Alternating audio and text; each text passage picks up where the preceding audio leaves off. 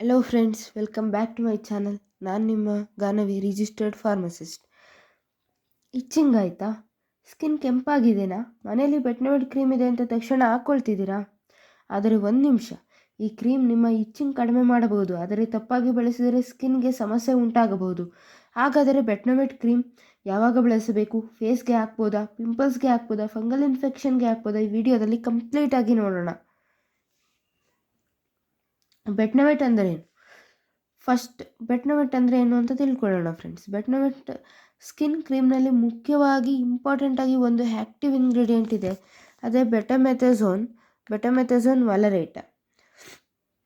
Okay friends, ಇದು ಒಂದು tropical ಕಾರ್ಟಿಕೋಸ್ಟಿರಾಯ್ಡ್, ಅಂದರೆ ಸ್ಕಿನ್ ಮೇಲೆ ಇನ್ಫ್ಲಮೇಷನ್ ಕಡಿಮೆ ಮಾಡುವ ಸ್ಟಿರಾಯ್ಡ್ ಮೆಡಿಸಿನ್. ಇದು ರೆಡ್ನೆಸ್, ಸ್ವೆಲ್ಲಿಂಗ್ ಆ್ಯಂಡ್ ಇಚ್ಚಿಂಗ್ ಕಡಿಮೆ ಮಾಡಲು ಸಹಾಯ ಮಾಡುತ್ತದೆ. ಸೊ ಫ್ರೆಂಡ್ಸ್, ಬೆಟ್ನೋವೆಟ್ ಇದರಲ್ಲಿ ಯಾವುದು ಆ್ಯಕ್ಟಿವ್ ಇಂಗ್ರೀಡಿಯೆಂಟ್ ಇಂಪಾರ್ಟೆಂಟಾಗಿ ಯಾವುದಿರುತ್ತೆ ಅಂದರೆ ಬೆಟಮೆಥಾಝೋನ್ ವ್ಯಾಲರೇಟ್ 0.1%. ನೆಕ್ಸ್ಟ್ ಇದೊಂದು ಟಾಪಿಕಲ್ ಕಾರ್ಟಿಕೋಸ್ಟಿರಾಯ್ಡ್. ನೆಕ್ಸ್ಟ್ ಫ್ರೆಂಡ್ಸ್, ಇದು ಬೆಟ್ನೋವೆಟ್ ಕ್ರೀಮ್ ಹೇಗೆ ಕೆಲಸ ಮಾಡುತ್ತೆ ಅಂತ ನೋಡೋಣ. ನಮ್ಮ ಸ್ಕಿನ್ನಲ್ಲಿ ಇನ್ಫ್ಲಮೇಷನ್ ಆದಾಗ ಹಲವಾರು ಇನ್ಫ್ಲಮೇಟರಿ ಕೆಮಿಕಲ್ಸ್ ರಿಲೀಸ್ ಆಗುತ್ತೆ.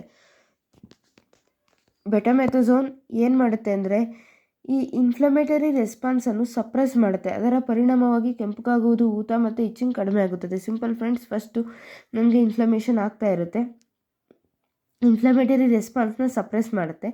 ಸೊ ಆವಾಗ ರೆಡ್ನೆಸ್ ಕಮ್ಮಿ ಆಗುತ್ತೆ. ರೆಡ್ನೆಸ್ ಕಮ್ಮಿ ಆದರೆ ಇಚ್ಚಿಂಗ್ ಕಮ್ಮಿ ಆಗುತ್ತೆ. ಇಚ್ಚಿಂಗ್ ಕಮ್ಮಿ ಆದರೆ ಸ್ವೆಲ್ಲಿಂಗ್ ಕಮ್ಮಿ ಆಗುತ್ತೆ.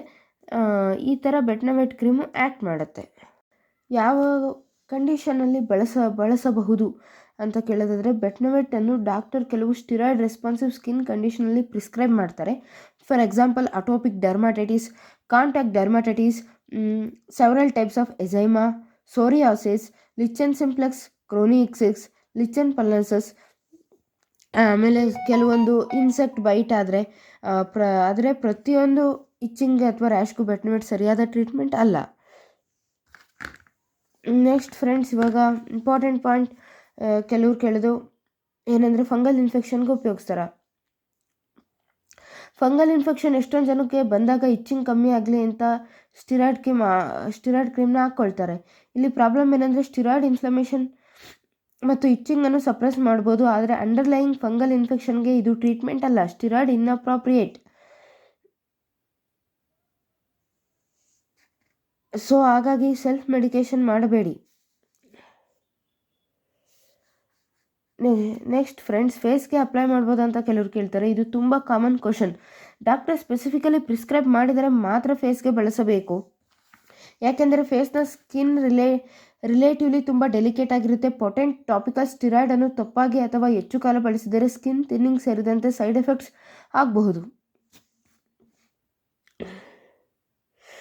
ಫೇಸ್ ಬ್ರೈಟ್ ಆಗಲಿ ಅಂತ ಬೆಟ್ನೋವೆಟ್ ಬಳಸೋದು ಅಬ್ಸಲ್ಯೂಟ್ಲಿ ಗುಡ್ ಐಡಿಯಾ ಅಲ್ವೇ ಅಲ್ಲ. ಪಿಂಪಲ್ಸ್, ನೆಕ್ಸ್ಟ್ ಕೆಲವ್ರು ಕೇಳ್ತಾರೆ ಪಿಂಪಲ್ಸ್ಗೆ ಹಾಕ್ಬೋದಾ ಅಂತ ಕೇಳ್ತಾರೆ. ಪಿಂಪಲ್ಸ್ ಬಂದಾಗ ಬೆಟ್ನೋವೆಟ್ ಹಾಕಿಕೊಂಡರೆ ರೆಡ್ನೆಸ್ ಕಡಿಮೆ ಆದಂತೆ ಕಾಣಬಹುದು, ಆದರೆ ಅಕ್ನೆಗೆ ಇದನ್ನು ಸ್ವತಃ ಟ್ರೀಟ್ಮೆಂಟ್ ಆಗಿ ಬಳಸಬಾರದು. ಸ್ಟಿರಾಯ್ಡ್ ಮಿಸ್ಯೂಸ್ ಮಾಡಿದರೆ ಅಕ್ನೆ ಲೈಕ್ ಎರಪ್ಷನ್ಸ್ ಅಥವಾ ಇತರ ಸ್ಕಿನ್ ಪ್ರಾಬ್ಲಮ್ಸ್ ಆಗಬಹುದು. So friends, pimples, fairness, random itching ಅಥವಾ ಸೆಲ್ಫ್ ಮೆಡಿಕೇಷನ್ಗೆ ಇದನ್ನು ಯೂಸ್ ಮಾಡಬೇಡಿ. ಕೆಲವರು ಇನ್ನೊಂದು ಕ್ವಶನ್ ಕೇಳ್ತಾರೆ, ಲಾಂಗ್ ಟರ್ಮ್ ಅಥವಾ ರಾಂಗ್ ಯೂಸ್ ಮಾಡಿದ್ರೆ ಏನಾಗುತ್ತೆ ಅಂತ. ಇದು ತುಂಬ ಇಂಪಾರ್ಟೆಂಟ್ ಕ್ವಶನ್ ಫ್ರೆಂಡ್ಸ್. ಟಾಪಿಕಲ್ ಸ್ಟಿರಾಯ್ಡ್ನ ಸೈಡ್ ಎಫೆಕ್ಟು ತುಂಬ ಜಾಸ್ತಿ ಕಾಣಿಸ್ಕೊಳ್ಳೋ ಸಾಧ್ಯತೆ ತುಂಬ ಇರುತ್ತೆ. ದೊಡ್ಡ ಸ್ಕಿನ್ ಏರಿಯಾಗೆ ಹೆಚ್ಚು ಸಮಯ ಅಥವಾ ಸೆನ್ಸಿಟಿವ್ ಏರಿಯಾದಲ್ಲಿ ಬಳಸಿದರೆ ತುಂಬ ಸೈಡ್ ಎಫೆಕ್ಟು ಜಾಸ್ತಿ ಆಗುತ್ತೆ. ಪಾಸಿಬಲ್ ಪ್ರಾಬ್ಲಮ್ಸ್ನಲ್ಲಿ skin thinning, skin colour changes, stretch mark, steroid related acne ಅಥವಾ ಅಕ್ನೆ ಲೈಕ್ ಎರಪ್ಷನ್ಸ್ ಆಗ್ಬೋದು, ಇನ್ಫೆಕ್ಷನ್ ವರ್ಸನ್ಸ್ ಆಗ್ಬೋದು. ಅದರಲ್ಲೂ face, skin folds and other sensitive ಏರಿಯಾಸಲ್ಲಿ ಎಕ್ಸ್ಟ್ರಾ ಕಾಷನ್ ತೆಗೆದುಕೊಳ್ಬೇಕು. ಇನ್ನು ಕೆಲವರು ಕ್ವಶನ್ ಕೇಳ್ತಾರೆ, ಹಾಗಾದರೆ ಬೆಟ್ನೋವೆಟ್ ಡೇಂಜರಸ್ಸಾ? ಇಲ್ಲ, ಬೆಟ್ನೋವೆಟ್ ಒಂದು ಯೂಸ್ಫುಲ್ ಮೆಡಿಸಿನ್, ಆದರೆ ಮೆಡಿಸಿನ್ನ ಸ್ಟ್ರೆಂತ್ ಆ್ಯಂಡ್ ಡ್ಯೂರೇಷನ್ ಕಂಡೀಷನ್ಗೆ ಮ್ಯಾಚ್ ಆಗಬೇಕು. ಸರಿಯಾದ ಡಯಾಗ್ನೋಸಿಸ್ ಮತ್ತು ಡಾಕ್ಟರ್ ಗೈಡೆನ್ಸಲ್ಲಿ ಟಾಪಿಕಲ್ ಸ್ಟಿರಾಯ್ಡ್ಸ್ ಬಹಳ ಎಫೆಕ್ಟಿವ್ ಆಗಿವೆ. ಪ್ರಾಬ್ಲಮ್ ಮೆಡಿಸನ್ನಲ್ಲ, wrong indication, wrong area, wrong duration ಮತ್ತು ಸೆಲ್ಫ್ ಮೆಡಿಕೇಷನಲ್ಲಿದೆ. How to apply? ನಾವು ಈ ಬೆಟ್ನೋವೆಟ್ ಕ್ರೀಮ್ನ ಯಾವ ಥರ ಅಪ್ಲೈ ಮಾಡಬೇಕು? ಡಾಕ್ಟರ್ ಪ್ರಿಸ್ಕ್ರೈಬ್ ಮಾಡಿದರೆ ಎಫೆಕ್ಟೆಡ್ ಏರಿಯಾಗೆ ಸಾಮಾನ್ಯವಾಗಿ ಥಿನ್ ಲೇಯರ್ ಆಗಿ ಅಪ್ಲೈ ಮಾಡಲಾಗುತ್ತದೆ. ಎಷ್ಟು ಬಾರಿ ಮತ್ತು ಎಷ್ಟು ದಿನ ಬಳಸಬೇಕು ಅನ್ನೋದು condition, body site and patient age ಮೇಲೆ ಡಿಪೆಂಡ್ ಆಗಿರುತ್ತೆ. ಸೊ ಪ್ರಿಸ್ಕ್ರಿಪ್ಷನ್ ಇನ್ಸ್ಟ್ರಕ್ಷನ್ಸ್ನ ಫಾಲೋ ಮಾಡಬೇಕು. ಕ್ರೀಮ್ ಅಪ್ಲೈ ಮಾಡುವ ಮೊದಲು ಮತ್ತು ನಂತರ ಹ್ಯಾಂಡ್ಸನ್ನು ಕ್ಲೀನಾಗಿ ವಾಶ್ ಮಾಡಿಕೊಳ್ಳಿ. ಇವಾಗ ಇದನ್ನು ಯೂಸ್ ಮಾಡೋರಿಗೆ ಯಾರ್ಯಾರಿಗೆ ಎಕ್ಸ್ಟ್ರಾ ಕಾಷನ್ ಬೇಕು ಅಂತಂದರೆ, ಚಿಲ್ಡ್ರನ್ಗಾಗಿರ್ಬೋದು, ಫೇಸ್, ಗ್ರಾಯಿನ್, ಸ್ಕಿನ್ ಫೋಲ್ಡ್ಸ್ ಅಥವಾ ದೊಡ್ಡ ಸ್ಕಿನ್ ಏರಿಯಾಗಳಲ್ಲಿ ಬಳಸುವಾಗ ವಿಶೇಷ ಕಾಷನ್ ಬೇಕು. Pregnancy, breast feeding, recurrent skin infections ಅಥವಾ ಲಾಂಗ್ ಸ್ಟ್ಯಾಂಡಿಂಗ್ ಸ್ಕಿನ್ ಪ್ರಾಬ್ಲಮ್ಸ್ ಇದ್ದರೆ ಡಾಕ್ಟರ್ಗೆ ತಿಳಿಸಿ.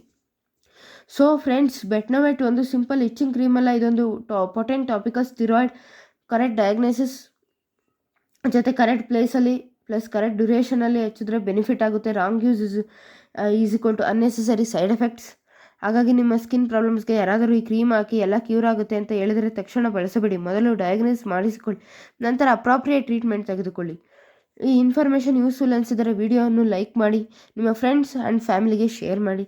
ಇಂತಹ ಇನ್ಫಾರ್ಮೇಷನ್ಗೆ ದಯವಿಟ್ಟು ನಮ್ಮ ಚಾನಲನ್ನು ಸಬ್ಸ್ಕ್ರೈಬ್ ಮಾಡಿ ಮತ್ತು ಫಾಲೋ ಮಾಡಿ.